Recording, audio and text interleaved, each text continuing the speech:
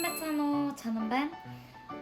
Миний YouTube сувгийг үзсэн маш олон хүмүүс над руу монгол хэлээ яаж сурсан бай, сурсан аргаас нь хуваалцаач гэж Facebook-ийн чат болон Instagram руу маш их олон хүмүүс DM бичсэн байсан.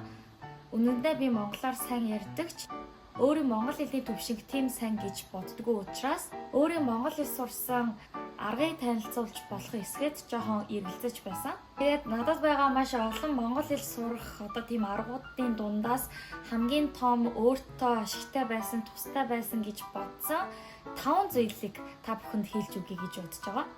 Эхлээд subscribe болон like дарж өгөөрэй. Нэгдүгээрт тухайн орны хэл түлхрэх боломжтой нөхцөл байдлыг бүрдүүлэх юм. Ясандаа альва хэлийг сурах гэж байгаа бол өөрийнхөө сурахыг хүссэн тэр хэлээр ярьдаг орчинд нь орохыг хэлнэ. Бүр амархнаар хэлэхэд хэрвээ би Японы хэлийг сурахыг хүсэж байвал тухайн хэлийг сурах боломжтой газарт очих зэрэг тухайн хэл түлхрэх боломжтой нөхцөл байдлыг бий болгоно гэсэн үг. Жишээ нь нөхөр маань одоо эмнэлгийн салбарт бизнес эрхэлдэг байхгүй юу? Ажлаас нь буугаад ирээд надад одоо өөрийнхөө ажлын талаар ч юм уу эмнэлгийн салбартай холбоотой зүйлийг надад хэлж өгдөг. Тэгээд би хэлэх болгоом, сонсох болгоод мартаад байдаг. Яагаад гэвэл би тэр зүйлд ерөөсөө сонирхдаггүй учраас хэрвээ би эмнэлгийн салбарыг сонирхдаг байсан ч юм уу эсвэл дуртай байсан бол тэр зүйлээ мартахгүй байсан байх. Тэгэхээр би юунд дуртай гэдгийг сайн ялгаж үүнийгээ тасралтгүй хийх нь хэл сурахад маш их тустай байдаг. Ном унших дуртай хүмүүсийн хувьд бол тухайн хэлээр бичигдсэн номыг уншиж болох байх. Би болохоор оюутан байхдаа ном унших дуртай байсан учраас монгол хэлээр бичигдсэн ном болон солонгос хэлээр бичигдсэн адилхан номыг хоёр янзын хэлээр худалдаж аваад монгол хэлээр нэг уншаад солонгос хэлээр нэг уншаад тэгж давтаж уншдаг байсан. Энэ надад маш их тус болсон л доо үгийн сангаа баяжуулахад. Миний эргэн тойронд байдаг солонгос хэл сурдаг ч юм уу англи хэл сурдаг найзуудын хувьд гэх юм бол өөрсдийн туртай драма ч юм уу ТV шоу маш их үздэг юм лээ. Хоёрдугаар гэх юм бол аль болох тухайн орны хэлээр бичих байгаа. Зарим хүмүүсийн хувьд гэх юм бол хэл сурахад өөрийн их хэлээр ингээд тэмдэглэл хийдэг хүмүүс байдаг юм билээ. Жишээ нь одоо алим гэдэг монгол үгийг цээжлэхэд би ингээд доор нь солонгосоор алим гэж бичих жишээгээ хэлж болох байх. Мэдээж аливаа орны үгийг цээжлэх, тогтоож авахдаа өөрийн их хэлээр бичиж тэмдэглэх нь маш шалбар арга байдаг. Гэхдээ тэгж үг тогтоож авах нь сайн биш. Би анх МОС-д ороод хичээлийн ихэнх хэсгийг ерөөсөө бараг 100% ойлгодог байсан.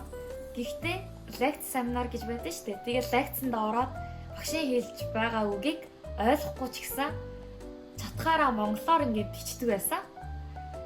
Мэдээж эхэндээ болохоор маш их алдаатай бичих нь ойлгомжтой л доо. Харин алдаагаар дамжуулж яаж бичих, яаж дуудахыг ойлгож эхэлсэн. Энэ миний бодлоор их хэл сурахтай маш төстэй байдаг юм шиг санагддаг байхгүй юу? Монгол хэл сурдаг гадаад хүмүүс надаас дүрмээ яаж сурсан бэ? Дүрм өөр байдаг үстэй, хэцүү байдаг үстэй, яаж сурсан бэ гэж асуухлаараа би ерөөсөө юу гэж хариулахаа мэддэггүй байдаг. Үнэндээ би дүрм нэг ч сурч үзээгүй. Багшийн лекц сонсоод үүнийгээ бичингээ ингэдэм юм байна, тэгдэм юм байна, ингэж бичдэг юм байна, тэгэж хийдэг юм байна, тэгэж дууддаг юм байна гэж яриа өгөхөд эцэг эхийн ярьдаг зүйлийг тогтоож аваад хэлдэг шигээ сурсан болохоор хамгийн харамсалтай нь зарим мундаг хүмүүсийн хувьд юм бол наадаг чинь монгол хэлний дүрмийн дагуу ийм тийм болохоор тэгж юм ичгээд тайлбарлаад байдаг шүү дээ. Би ерөөсөө чаддгүй. Тэрэндээ маш их харамсдаг. 3-р алдааг сайн олж түүнийг залруулж өгөхөд туслах найзыг олох. Ерөнхийдөө альва зүйлийг сурахдаа алдаа гарахаас маш их айдаг. Бас аль болох алдаа гарахгүй байхыг хичээдэг. Гэхдээ үүн алдаа гаргасан зүйлээ ерөөсөө мартдаггүй юм лээ. Яг тэ би сургууль ороод удаагүй байсан. Тэгээ нэг өдөр монгол найзтайгаа уулзаад кафенд суугаад ингээд юм ярьчихсан бохгүй юу?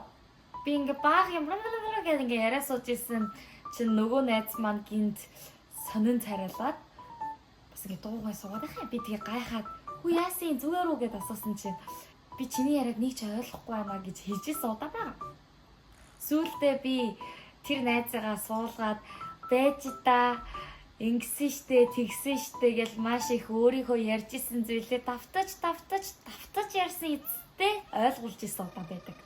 Тухайн үед маш их хичээд ичмээр санагдчихсэн. Тийм болохоор би өстө тэр үеийн мөчийг ерөөсөө мартдаггүй. Бас тухайн үед гаргаж ирсэн одоо тийм дөрмийн алдаага огт гаргадаггүй болцоо. Ерөөсөө гаргадаггүй. Эргэн тойронд байдаг хүмүүсийг сайн ингээ анзаарч үзэх юм бол тийм хүмүүс байдаг аахгүй. Бусдын алдаагаа маш их сайн олдог. Тэг шууд зүгээр дуугүй өнгөч чаддгүй хүмүүс байдаг. Гэхдээ хэл сурахад тийм хүмүүс хажууд байх ёстой. Тэгээ тийм хүн олоод өөрийнхөө алдаагаа засаад бас сурсан зүйлээ мартахгүй байх нөхцөл байдлыг бүрдүүлэх хэрэгтэй. Дөрөвдүгээр үгийн сангаа байжуулах. Мойсон оюутан байхад яг жинхнээсээ монгол хэл сурч эхлээд 2 жилийн туршид ерөөсөө огт тасралтгүй хийжсэн нэг зүйл байгаа. Тэр болохоор үг цээжлэх байсан. Гэхдээ би ганцхан үг цээжлж зогсохгүй тухайн үгээрээ өгүүлбэр зохиогоод тогтоодог байсан.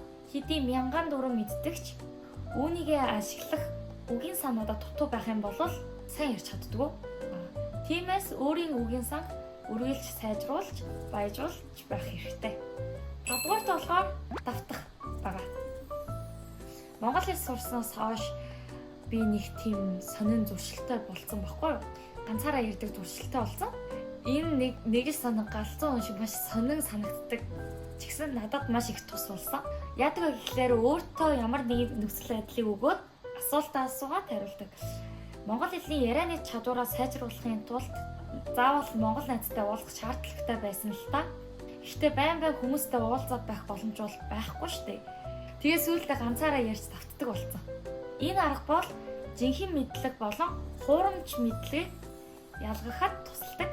Хуурамч мэдлэг гэдэг бол мэдээд байдаг мөртлөө бусдад тайлбарлах боломжгүй мэдлэгийг хэлдэг. Харин жинхэнэ мэдлэг бол мэдэж байгаа зүйлийг бусдад тайлбарлах боломжтой мэдлэгийг хэлдэг. Тэгээ ганцаараа ярихдаа ингэж ярьдаг юм шиг байна. Ингэж ярих нь зөв биш үү гэж эргэлзээтэй өгнүүдийг тухайн орны их хэлний тойл бичгээс нь хараад тогтоож авах замаар ярианы чадварыг сайжруулж байсан. Энэ нэмэлтээр юу хийдэг байсан бэ гэхлээр одоо аудио бичлэг хийгээд өөрийнхөө дуу хоолойны бичлэгээ хийгээд сонсож үзээд одоо дуудлагыг шалгадаг байсан. Бас радиогоор ч юм уу хүмүүсийн ярьж байгаа зүйлийг сонсоод дуурайч хэлэх замаар давтдаг байсан. За ингээд хэл сурсан аргаас хуваалцлаа. Гэхдээ хүн болгонд таарсан хэл сурах арга өөрөөр байдаг тул өөрсдөд таарсан хэл сурах аргыг хайгаад туршиж үзээрэй. Мэдээж арга барил маш их чухал байдаг л та. Гэхдээ арга барил гэхээс илүү үүнийгээ хэр удаан хугацааны туршиж тутмал хийж чадах вэ гэдэг нь илүү чухал юм шиг надад санагддаг. Тийм болохоор тасралтгүй хичээгээрэй, амжилт хүсье. Миний бичлэг таалагдсан бол subscribe болон лайк дараад намайг дэмжиж өгөөрэй. Дахин уулзцгаая. Баяртай.